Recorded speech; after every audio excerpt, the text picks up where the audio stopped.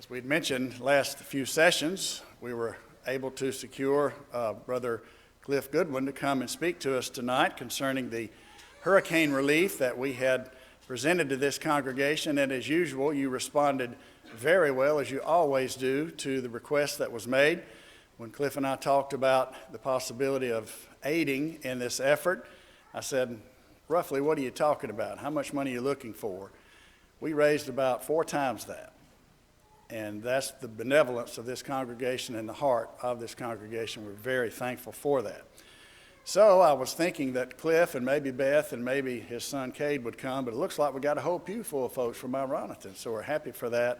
But Cliff's going to come make some introductory comments concerning the work that's been ongoing in the Panhandle of Florida and what we are participating with, and then Cade is going to do the lion's share of the presentation tonight, so we're very much looking forward to that. Brother Cliff, come speak to us.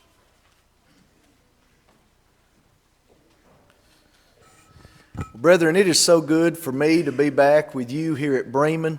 I can honestly and truly say that I love this congregation and I love what you have meant to me and to my family through the years. It is so good to be back and to see so many friendly faces here tonight. I just want to start off my portion of the matters here this hour by saying a hearty thank you to this congregation. As Brother Chris alluded to just a moment ago, your response, your generosity when the need came calling was great. And we are truly thankful for the very liberal manner in which you have stepped up and have supported the relief efforts going on in the Florida Panhandle. Now my son Cade is with me tonight, as well as Beth, his mother, and my wife. And we're also very blessed to have with us Philip Gallagher and his family with us this afternoon. And Philip, I'm going to be telling you more about him after Cade's presentation, about some of the things going forward. But just suffice it to say now that Philip has already led 2 different teams or 2 different crews going down and working in this effort. And we're very glad that he and his family can be with us tonight. Also, his son Tyler is responsible for the presentation that you'll be seeing tonight. And I feel like Tyler did an outstanding job with it, and I know that you'll probably think the same once Cade has been able to present that to us. My son Cade moved down to Mexico Beach, Florida in June of this year. He lived there. He worshiped there over the summer, and thus was already stabilized, was already in place, you might say, when Hurricane Michael hit. And so basically for 3 out of the first 4 weeks following that disaster, Cade was basically left in charge, overseeing the day-to-day operations that took place at the building there. And that because he was living in a camper, his accommodations were cared for, he was in good shape, while the many members, or actually the few members there at the beaches, they needed to look to their own homes and they needed to look to their own affairs as much as they could. And so it worked out well for Cade to step up and to help manage those operations. And so I'm going to turn it over to Cade at this time, and he's going to go through this presentation with us.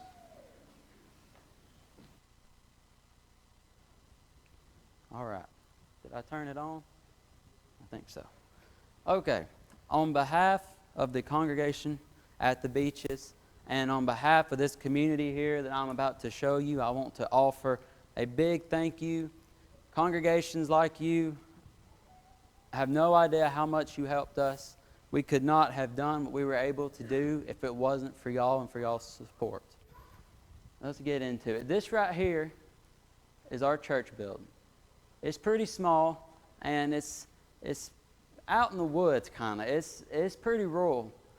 But what's special about this building is the people that's in it, and the fact that it is the only Church of Christ really for a pretty good while, especially the only faithful one.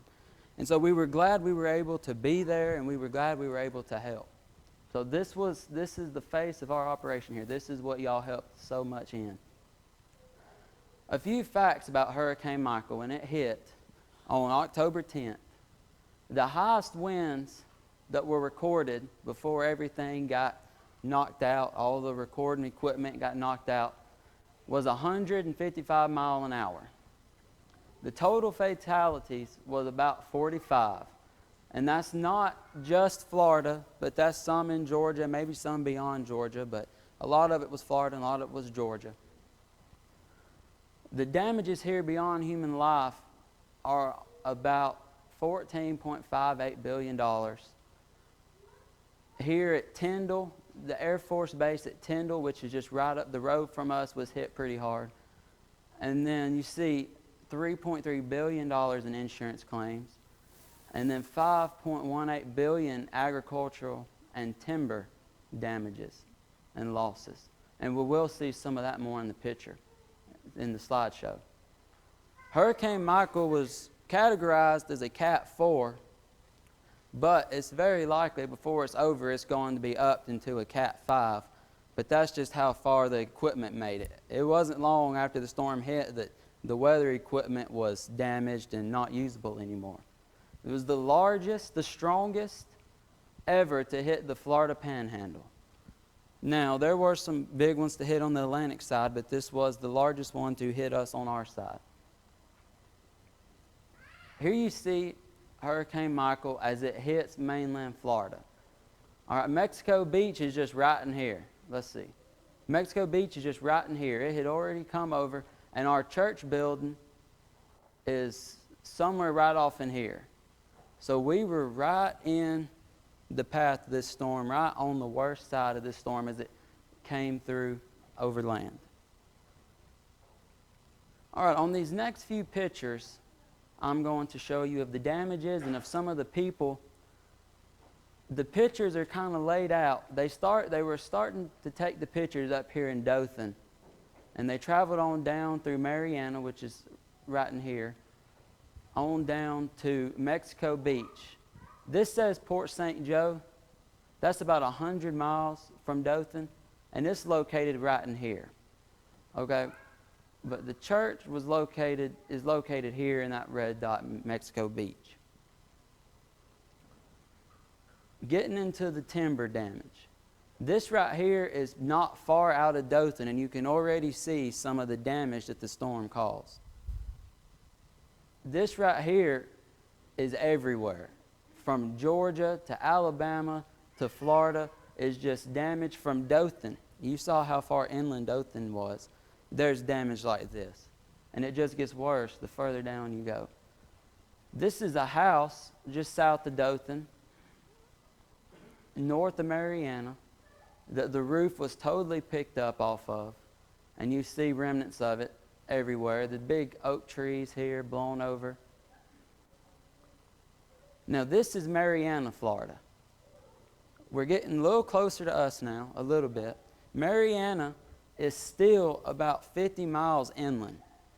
It's still about 50 miles inland. You can see what kind of damage the hurricane caused, even in Mariana. There was houses blown over, trees with houses laying on top of them and in them and everywhere. It damaged a lot of the older buildings, especially some of the newer buildings, even in Mariana. Here's some more damage you see. Left their table and their desk. And more Mariana. All right, now we're heading toward the coast a little bit, back toward Weewa. Weewa is probably, it's about 10 minutes from the church building. It's about 16, 20, maybe 25 miles inland from Mexico Beach. And this is still even before Weewa, in this very, very, well, it's rural. And a lot of these farms here were destroyed. Houses like this one here, this silo here was blown off. A lot of people had nowhere to live when this storm hit, especially as we get closer to the beach. Now, this is if you go down to Florida, you go down to the Mexico Beach area, this is what you see. There's no more trees. It is hard to find a full tree anywhere around Weewa, anywhere around Mexico Beach or Port St. Joe, or even parts of Panama City. It's hard to find a tree that's not snapped, or a tree that's not missing limbs, or a tree that's not crooked, or something. It's very hard to find a whole tree. And now you see where the timber damage is coming in. And we're still not even to the worst of it yet. Now we talk about other agricultural damages. We get into a lot of cotton farming down around Weewa. And it destroyed all the cotton crop, really. And like this house here, it blew the roof off, blew the front porch. You can see how it's laid down, and you can see part of the roof from this house up in this tree. Completely took out that van right there. This house looks like it made it all right. Here you see some more house damage. That roof is completely gone on that house, and silos laid over. More roof damage, trees breaking. We're getting real close to Weewa now. Right there, that's the biggest roof in Florida right now, is a blue roof. And we will get into that in a minute. All right, this right here was very interesting when I drove back to Florida after the hurricane from Alabama. We passed this cotton field, or what used to be a cotton field. And it looks like it snowed around this cotton field in October in Florida, which I don't think's probably ever happened. But it blew the cotton across the road and just strode it all through these trees. And so that is numerous of farmers without a crop this year. That's many people without jobs. And the agricultural part took a big hit, even up through Georgia. Even as the storm made it up through Georgia, it just wasn't Florida. See, the cotton is, there's no cotton left in the fields, hardly. And it's all just blown up on the side of the road. It blew out of the bins and everything. Now, this is something you might not ever see again. That's an irrigation system. That's not supposed to blow over. I mean, there's nothing there to catch wind. It's just pipes and rods, and it's on wheels. But it blew it over. That's how strong these winds were. Maybe something hit it. Who knows? But that's not supposed to blow over. All right, welcome to Weewa. Weewa is pronounced Weewa-Hitchka, but nobody knows how to say it when you read it on the sign. So we tell everybody to call it Weewa. This right here is one of the first stores you get to when you come into Weewa, and it's the Ace. And you can see Ace took a good bit of damage along the roof line. The E's gone, the siding's gone, but what you don't see is the back side of Ace. One, you don't see it because you're looking at the front. Two, you don't see it because if you were looking at the back, it's not there. The whole back half of that Ace is gone. You walk in that Ace through that front door, and they were open. They were trying to sell and help out what little bit they could. But you walk through that front door, and you walk through about half the store, and then you just step out into the sunshine. It's just completely gone, nothing there at all. You see some of the damage in Weewa. Here, that used to be a Dollar General. All right, this is a little sneak peek of a house in Mexico Beach. Now, this house right here, it's not a real big house, but it used to be on the other side of the road from where it is now. This is Highway 98. Many of you know it runs right down the coastline, right down the beach. And this house was on the other side of the road before the storm hit. And it picked it up, threw it across, turned it around, and threw it across onto the other side.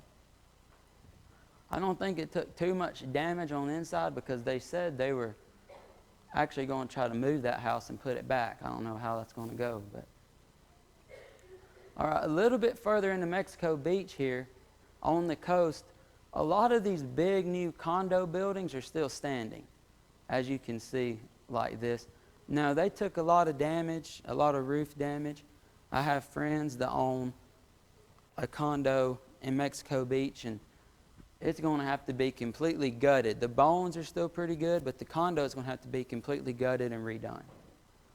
But so the story of Mexico Beach is not really as much with the condo, but like the houses, like you saw in the last one. One of our members has a house, or had a house, in Mexico Beach, and it was on the beach side of the road. And the only thing left in that house now is the concrete pillars where it stood. It picked up the top 2 floors of that house and threw it across the road, and the bottom floor is just gone. We don't know where it went. I guess it's scattered abroad. But it was a brand new house he just built. They just moved into it, and it's completely gone. Now back more out toward the church building, you can see the sign here, "You loot, we shoot." The storm brought out the best in a lot of people, brought out good in a lot of people, but it brought out some not so good in some other people too. Now we're going to talk a little bit about the Church of Christ here where I attend in this next part of this presentation. Really the only damage our building took is there used to be a steeple right there, and it's gone. There was a little awning right here, but it's gone. But really we were blessed. That's really all we took, and we think it's mainly because of the bridge here. We're right here beside the bridge, and as you can see, the land goes up to meet the bridge about right here. And the winds were coming from the bridge this way, from when the storm hit. So that right there might actually helped us. And we think maybe that and the grace of God is why we didn't take more damage than we did. So we were very blessed, and it turned out good, because then this kind of turned into a center of hope, you could say, for a lot of the people in this community. The Church of Christ at the Beaches is located in Overstreet, Florida. It's technically got a Port St. Joe address, but it's a whole lot closer to Mexico Beach. We can be in Mexico Beach. I can be in Mexico Beach in about 5 minutes, and my camper lived right behind the church building. That's where I lived. I lived on the church property, right behind the church building. You can't see it from this shot, but we can be in Mexico Beach in about 5 minutes. So we were right there on ground zero when this went down. The Overstreet community is pretty much woods with some dirt roads through it where people live. It's not much.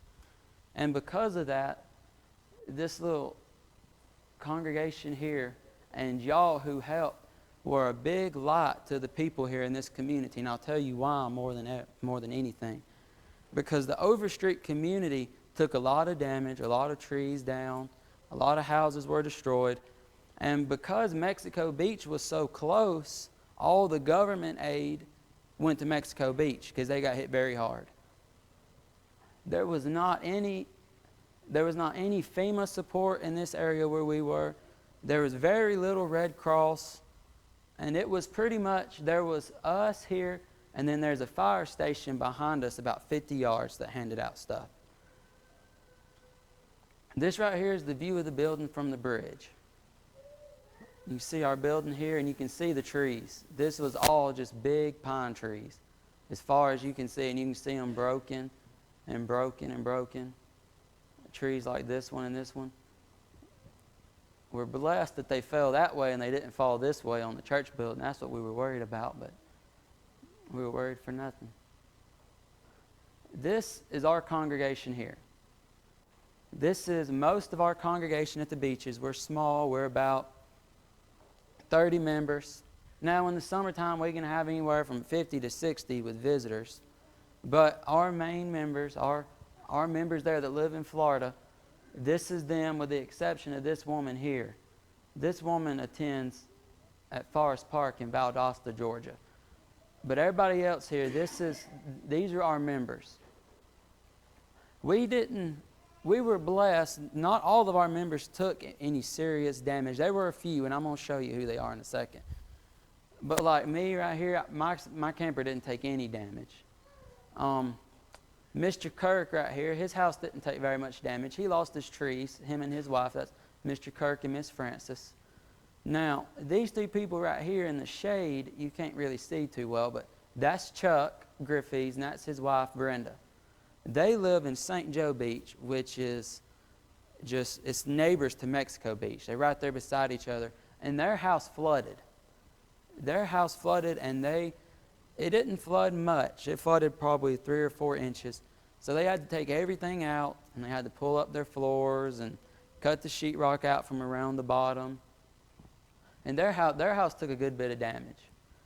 This family here, you have Mr. Michael, his wife, Miss Shannon, and their daughter, Tara, and their roof was completely blown off. That they lived in Weewa, and they took some severe damage to their roof and bad water damage through the walls and on the floor, and they're going to have to gut their house and redo their house. Then them 2 families took the most damage from members of our congregation.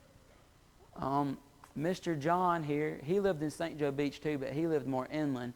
They did all right, and the families back here, Mr. Steve and Miss Debbie, they done all right. She had a tree on her house, but it wasn't too bad. It didn't cause much damage. That's Miss Barbara. So overall, we were really blessed. It could have been worse for us.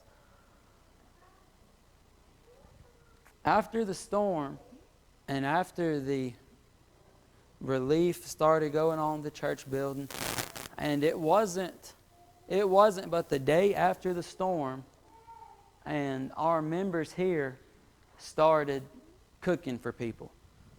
And that's incredible, because when they started, it was just 4 of them that were able to get to the church building and cook. It was Miss Brenda, Mr. Chuck, Mr. John, and Miss Janice. All right, if you remember, Chuck and Brenda were the ones whose house is flooded, and yet they were at the church building for about the first 5 days, 6 days cooking for people in this community. And it started with just about them 4, and it started with people calling them and saying, hey, we have food in our freezers, and it's going to ruin if somebody doesn't come get it. So they went and got it, and they started cooking for these people. And then we saw a need, and then churches, we didn't even have to ask for help. Churches just started sending it to us. Food, water, clothing, all kinds of supplies, anything you could think of, the churches just started sending it to us, and that's kind of how it got going. After the storm and after we started feeding people, we were having about 10 members, 10 visitors at our congregation each Sunday service. And that's a pretty good number when you only have about 30 members to begin with. So we were having about 10 visitors each Sunday, and we've had at least 5 Bible studies since the storm. And hopefully we're going to have more than that. But that's where we are to this moment. This here is, I think, the 2nd Sunday after the storm.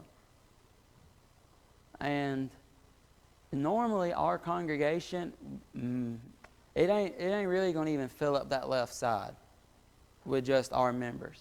And you see that side is full, and we have people on this side. A lot of these people you see here are visitors from the community, and some of them are visitors from companies that came from South Florida or Alabama who were working. For instance, this fella right here, he's from South Florida, and he and his company were just up there doing work on some people's houses in the community. This is a couple from his crew right here. And the church made an impact on them, and they were just up here working. They ate with us most days. For about the first week, we were feeding 1 meal a day. But then starting about the 2nd week, for the 2nd and 3rd and part of the 4th weeks, we went to feeding 3 meals a day. And so a lot of these crews, like these fellas here and this man right here, were coming and eating with us. And we even got them to come in and visit with us at church while they were there. These couple guys right here are visitors from the community. This woman right here was a visitor from the community. A lot of these people through here are visitors from the community, and it made a big impact on them. There I am preaching. I don't know how that one got in there. But all right. What really helped our small congregation, because a lot of our members did take damage, and so they were trying to look after their own stuff. It wasn't all bad damage. A lot of it was just little roof problems. But what really helped was congregations and members of the Church of Christ donating supplies, which we first started putting in the church building. And you'll see some pictures of those in a minute. And really, what really helped is members of the congregation coming, of members of churches coming and cooking for us. This right here is a big old cooker. That right there will hold, I know it'll hold 100 hams because I loaded them on there. So that is a big old cooker from a group from Forest Park Church of Christ who came down and cooked for us a pretty good bit, and that was very nice of them to do so. We had groups from McMinnville, Tennessee, groups from Georgia, a group from Alabama, and then we had a lot of just individuals who came from, y'all might know Mr. Danny Spain from West Georgia. He came and helped a few days with us. These right here are the firemen. These firemen are from Manatee County, which is not really too close to here, but they were here manning the fire station behind the church building, and they ate with us most days. All right, donated supplies. Like I said, when this got started, we never even had an opportunity to ask, hey, we're going to need some of this stuff. It just started coming. I mean, they heard there was a hurricane. Churches of Christ found us, and they started donating supplies. It got to the point, like I said, we started loading it up in the church building. Food, baby stuff, clothes, anything you could think of, toiletries. And we started loading it in the church building first. Well, we started running out of room in the church building. So we rented 4 storage containers, 20 foot long, probably about 7 foot tall. I don't know, maybe 8 foot tall. And we started filling those things up. This right here was a very common sight. People unloading trailers for about the first 2 weeks. And they are just full of supplies. These are some boys from Alabama who came and helped us. This container here was cleaning supplies, which is very handy in a hurricane, I did learn. There's a lot of cleaning that goes on. This container here is water. It's all water. We had water everywhere. We had water in the front of the auditorium, which is where we stacked it first. And finally, our containers came in, and we filled this container full of just water. Here you see some baby stuff, some charcoal, dog food. And these pictures is when it first began. These are outdated. About 2 or 3 weeks after this picture, this container's full of charcoal, dog food, and this one was mainly full of baby supplies. The cleaning one, the cleaning container, this right here was all full of bleach and vinegar. We had Clorox wipes, mops. This whole area right here was tarps that we were putting on people's houses. This right here was paper products, cups. That one was completely full by the time it was over. And then you can see the water we had in the auditorium stacked to the ceiling. It's a lot of water there. I stacked a lot of it. There's a bunch. And now our pantry was in our fellowship hall. We didn't take it outside. But it stayed in the fellowship hall. Anytime we had any guests or anytime we had any people from the community, they would come up to me and they'd be like, "Do y'all have any beanie weenies?" or whatever it might be. And I was like, "Man, it's like a Walmart in there. You just got to go in. I'll give you a sack. You can put whatever you want to in it." And it was like a Dollar General in this place from all the donations we had. This is where we also prepared a lot of food here in the kitchen area, which was right here that we served. You can see this whole left side of the auditorium was full of bread, more cleaning supplies. Our power here was generator. That's all we had for a while. We had a couple generators that we hooked to the church building. We had an electrician come down from Madison, Florida, a member of the church in Madison, Florida, who hooked us up to a couple generators. He brought us some generators. And it came in really handy because then we could cook. And we have a little air conditioner up here we could run, which was really nice because it was really hot. This right here was also a very common sight for about the first 2 or 3 weeks. All these vehicles lined up at the church building here. People from the community people who were here helping. I know these 2 vehicles were people who were here helping. These down here are people who were there eating. This looks like it's about supper time by the shadows. And for about the first couple weeks, we were feeding about 350 meals a day. That was between breakfast, lunch, and dinner. We were feeding about 350 to 400 meals a day to people in the community. And something that I wasn't expecting to happen happened, because the people in the community, they weren't really wanting the food as much, but they were wanting to eat, but they really weren't wanting the food as much as they were wanting somewhere to come and to sit with other people and to talk. That was something you just really couldn't do for days or a couple weeks even after the storm. You just couldn't.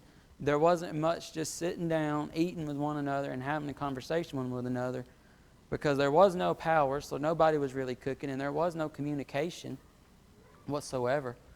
And so people just really enjoyed having us there, coming, get together, people of the community, and just spending some time together and having a little sense of normalcy.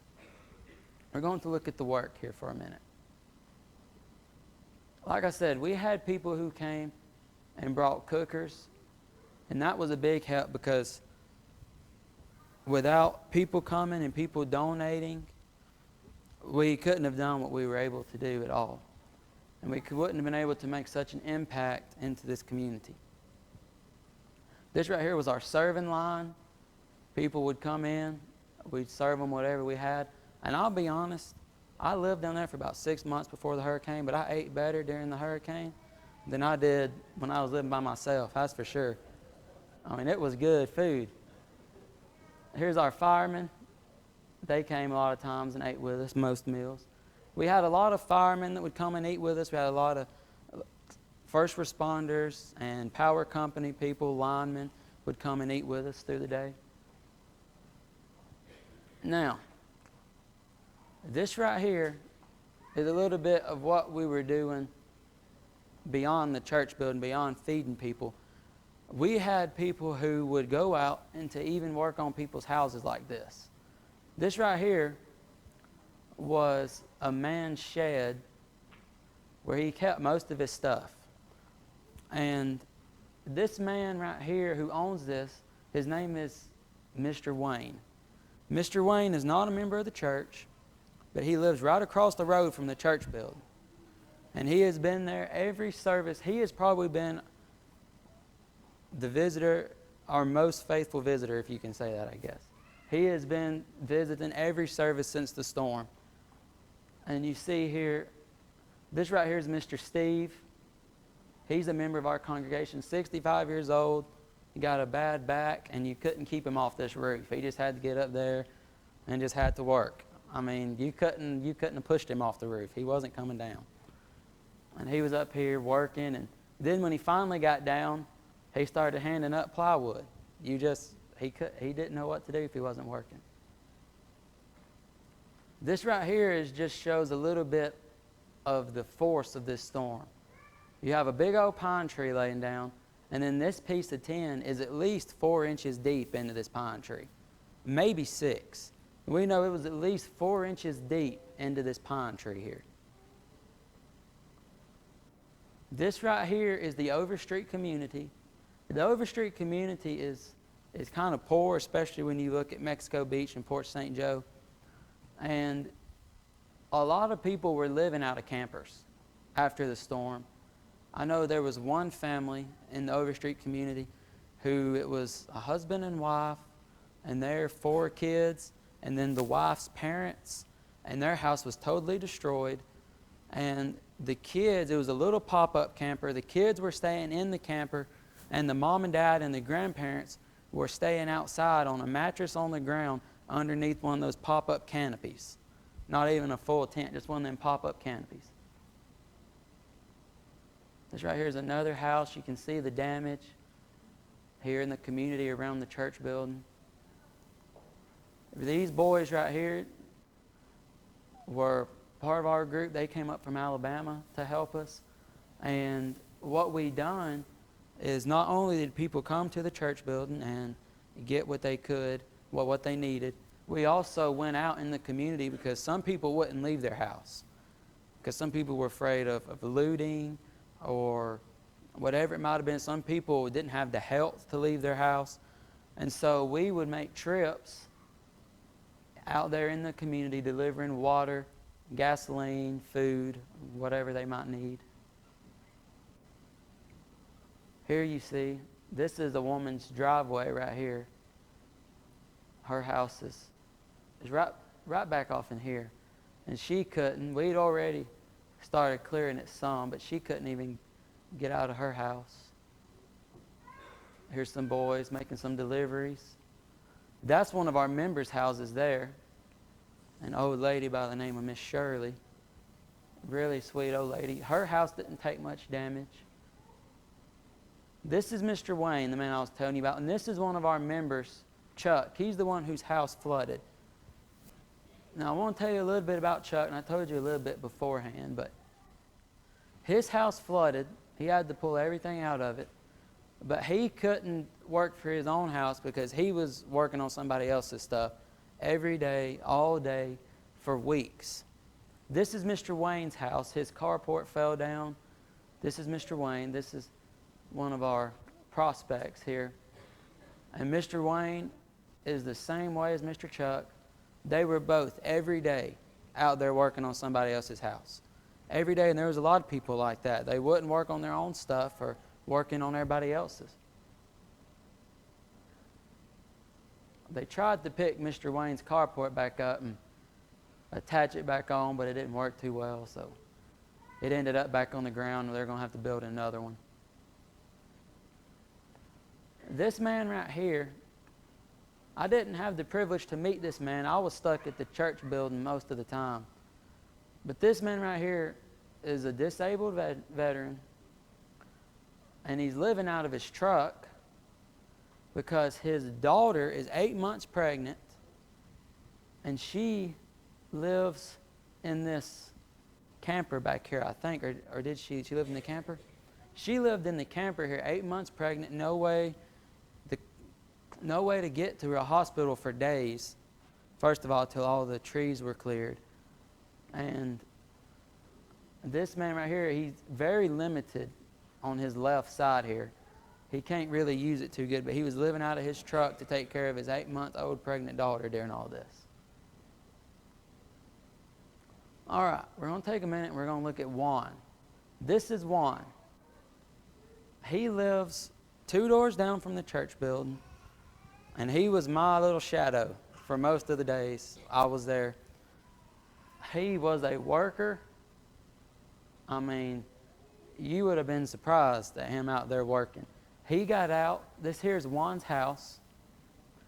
It was already in pretty rough condition as it was because they don't have very much. Juan's family doesn't.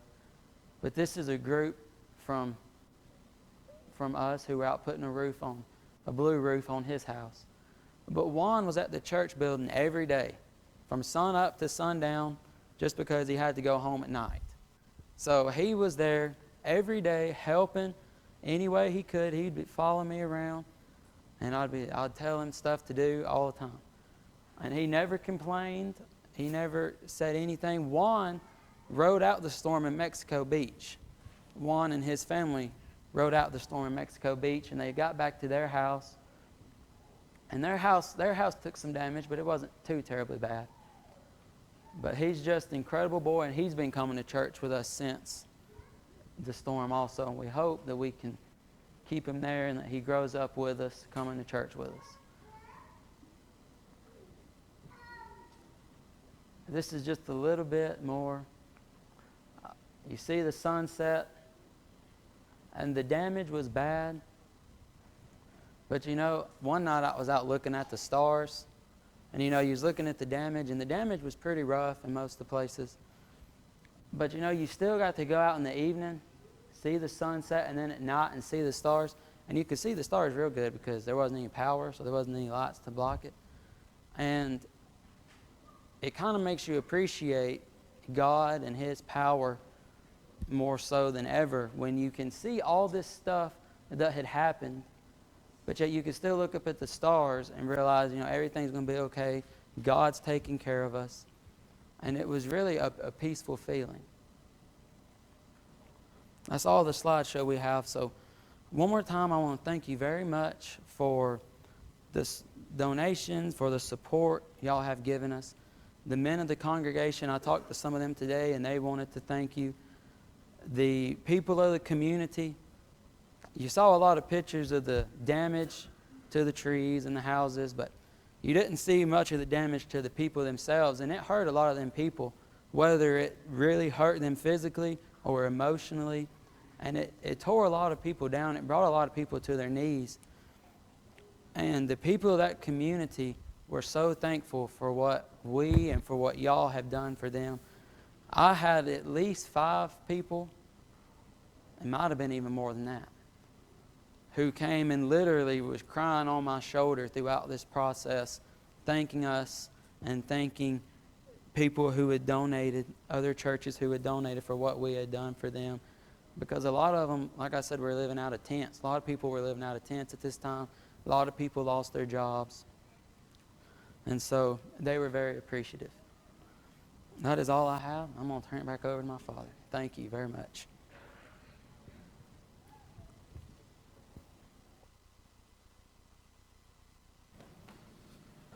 Take your Bibles and open with me to Matthew chapter 25, please. Matthew chapter 25. I want to thank Cade for going through that slideshow with us. I want to thank Tyler again for working on that so diligently. I know his dad, Philip, had some input on that as well, and we're very thankful that they've put that together for us. Folks, let me tell you what's going on in Mexico Beach, Florida. The Lord's people are known in that community. Down there, if you hear anyone speak of the church under the bridge, guess who it is? It's the Lord's church. And that church has made an impact in that community unlike, I believe it's safe to say, unlike anybody else in that community. And you here at Bremen have been a huge part of that. And I just want to thank you again. Tonight, as we begin to wrap up this service, we do want to offer the Lord's invitation. And in so doing, I want you to look with me to Matthew 25, to what we have recorded as the most detailed scene of the future judgment. Here it is in Matthew chapter 25. Verse 31, "When the Son of Man shall come in His glory, and all the holy angels with Him, then shall He sit upon the throne of His glory. And before Him shall be gathered all nations. And He shall separate them one from another, as a shepherd divideth his sheep from the goats. And He shall set the sheep on His right hand, but the goats on the left." Have you ever wondered what made a difference between a goat and a sheep? We do know that we don't want to be in those on the left. We don't want to be among the goats. And our children even sing as much in a familiar Pew Packers song or Vacation Bible School song. I don't want to be a goat. Nope. I don't want to be a goat. What makes the difference? What's the difference between a goat and a sheep? Well, read on and Jesus explains. Verse 35, "To the sheep He says, For I was an hungered, and you gave me food. I was thirsty, and you gave me drink. I was a stranger, and you took me in. I was naked, and ye clothed me. I was sick, and ye visited me. I was in prison, and ye came unto me. Then shall the righteous answer Him, saying, Lord, when saw we thee an hungered, and fed thee, or thirsty, and gave thee drink? When saw we thee a stranger, and took thee in, or naked, and clothed thee? Or when saw we thee sick, or in prison, and came unto thee?" Jesus, tell us, when did we do this? We don't remember seeing you in any of these circumstances. We don't remember coming to your aid. And the King, isn't it interesting, in this judgment scene, Jesus is referred to simply as the King. I've got news for you. The King is not Elvis. The King is Jesus Christ. "And the King shall answer and say unto them, Verily I say unto you, inasmuch as ye have done it unto the least of these my brethren, ye have done it unto me." Then shall he say unto them on the left hand, the goats now, Depart from me, ye cursed, into everlasting fire, prepared for the devil and his angels. For I was an hungered, and ye gave me no meat. I was thirsty, and ye gave me no drink. A stranger, ye took me not in. Naked, ye clothed me not. Sick and in prison, and you didn't visit me. Then shall they also answer him, saying, Lord, wait a minute. Lord, when saw we thee an hungered, or thirsty, or a stranger, or naked, or sick, or in prison? When did we find you in any of these negative circumstances, adverse situations, and did not come and minister unto thee? When did we do that, Lord? Then shall he answer them, saying, Verily I say unto you, inasmuch as ye did it not to one of the least of these, ye did it not to me. And these shall go away into everlasting punishment, but the righteous, the sheep, into life eternal. Friends, we know clearly from this reading that being there to help those in need is serious business. And if you and I ever fail to realize that, sadly, we'll be reminded of it one day. One day it will come out in the judgment. I know that because I'm reading it right here, book, chapter, and verse. And so God help you and God help me, God help us all to be benevolent people. Charitable, generous, loving people. Now, that's not going to be the only consideration on the day of judgment. This text is not intended to say that or to point that out. But it will be a consideration. May we do good unto all men, especially unto them of the household of faith, as we read in Galatians 6 and verse 10. Friend, if you're here tonight and you're not a New Testament Christian, you're not a member of the Lord's body, the Bible tells us what to do in order to rectify that matter as well. It tells us we must believe on Jesus Christ, the Son of God, John 3 and verse 16.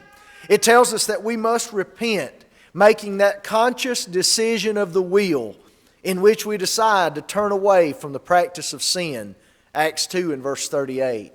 It tells us that we must confess Christ even with our mouth, that He is Lord, the Son of God, Romans 10, 9 and 10. And upon making that confession, the Bible instructs us to be baptized into Jesus, buried with Him in a watery grave, Romans 6, 3 and 4, for the washing away of our sins, Acts 22 and verse 16. Friend, if you haven't done those things, we would love to assist you in obeying the gospel here tonight. Brother or sister, if you are a member of the Lord's body, but sin has crept or found its way back into your life, as you repent and confess wrong, we would love to pray with you and for you, and then for all of us to rejoice together at your restoration to the Lord. If we can help you in any way, please come as we stand and as we sing.